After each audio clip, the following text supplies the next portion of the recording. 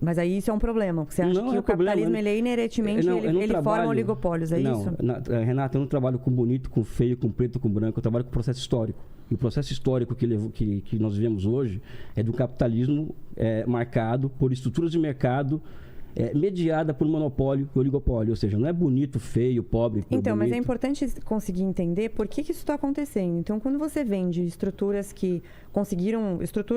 de estados que conseguiram deixar os seus estados pequenos, os seus governos pequenos, e dessa forma houve um grande progresso econômico, o que aconteceu? Qual foi o ponto de inversão para que esses países passassem a ter mais controle estatal e, aparentemente, depois mais monopólio e mais oligopólio? Então, o grande problema, na realidade, do capitalismo, porque as pessoas acham que capitalismo é o que a gente tem no Brasil, por exemplo. No Brasil, a gente tem um capitalismo de Estado, que é o capitalismo, a iniciativa privada fortemente regulada pelo Estado. No Brasil? Isso, sim, fortemente regulada pelo Estado. Então, você tem uma burocracia muito grande para abrir empresas, você tem uma legislação trabalhista muito difícil, você tem regulações, você tem tarifas. Então, para você conseguir importar trigo, por exemplo, da China, sei lá de onde que importa o trigo para cá, você tem uma tarifa muito pesada, e aí você tem políticos, por exemplo, como Ciro Gomes, que tem essa cabeça mais protecionista de que diz que você não pode abrir para a indústria de fora, porque senão vai acabar com a indústria nacional.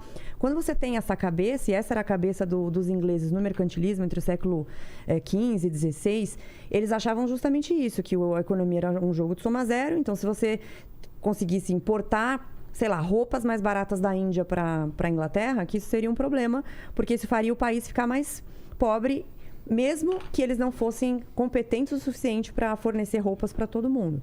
Depois de um tempo, quando perceberam que a economia não era jogo de soma zero, o que deixava o país rico não era ficar acumulando metais para sempre, começaram a fazer essas trocas. E os países menores, isso aconteceu bastante no leste europeu, principalmente depois que subiu a cortina de ferro, eles não tinham opção de fazer protecionismo e falar, não, a gente vai fazer tudo aqui dentro de casa, porque eles não têm uma terra muito vasta, não é tudo fértil, não tem tecnologia para fazer um monte de coisas, então eles tinham que fazer um ambiente de negócios favorável para que empresas de fora viessem e eles pudessem se especializar em alguma coisa e vice-versa.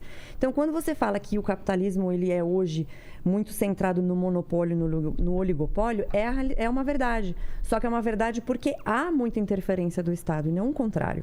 Se o Estado interfere demais e põe mais regulações e ele deixa cada vez mais difícil esse ambiente de negócios, como é que a pessoa pequena... Eu sempre dou o exemplo da tia do bolo do metrô.